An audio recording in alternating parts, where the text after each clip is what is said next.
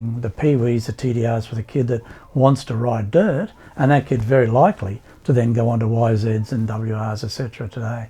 So that step-up strategy for us is absolutely critical to the whole of Yamaha, not just off-road, because you can engage a kid at 4 or 5 years old riding a motorbike and on a Yamaha. There's not too many brands that can say that. So even for the future of our road bike market, you can't get involved with those kids until they're about 16. So now you've got a whole bunch of years before that where he's been happy riding a Yamaha, he's got blue in his blood, and we've got him for life if we've done it properly and stepped him up through the range. Everybody I talk to today at a motorcycle show will tell you about the yellow YZ80 they had, or the Peewee they had. I mean, like Chad Reed started with a Peewee, Casey Stoner started on a Peewee. Nearly every famous race you've ever heard of, especially if they're from Australia, started on a Peewee 50. It's just, and they're never sold. They pass them down through generations. You rarely ever see them for sale in the second-hand papers. It's just an amazing cult bike. They're twist and go. They're based on the scooter originally. There's a shaft drive, there's no chain, they're safe, they can be regulated for speed, and they're lightweight, so any little kid can get on and learn to ride those pretty quick and safely.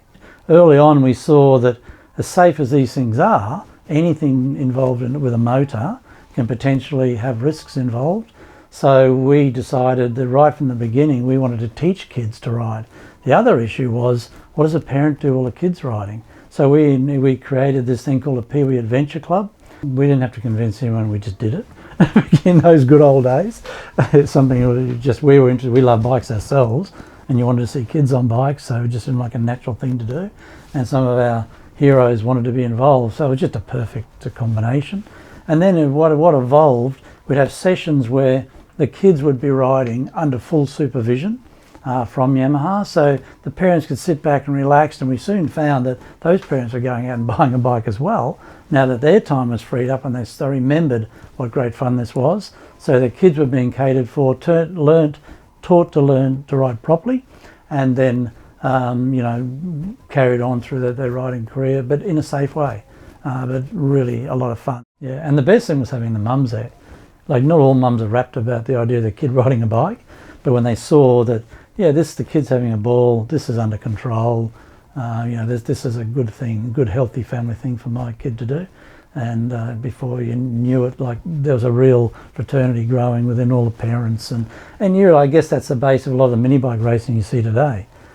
But then the AG, we had engineers travelling all over Australia for many, many months, would have done tens and tens of thousands of kilometres, remote properties, really trying to find what they needed in a motorcycle for the farmer that would do the job. They had to come up with something tough that could be thrown on the ground, run into a fence, sheep on the back to take it home if it's sick or something. So they really had to be an adaptable, tough, reliable thing, and they did it. It was a great thing, the first AG100. Two-stroke for simplicity, so farmers can work on it themselves and all the rest of it. And still available today. It's an amazing run.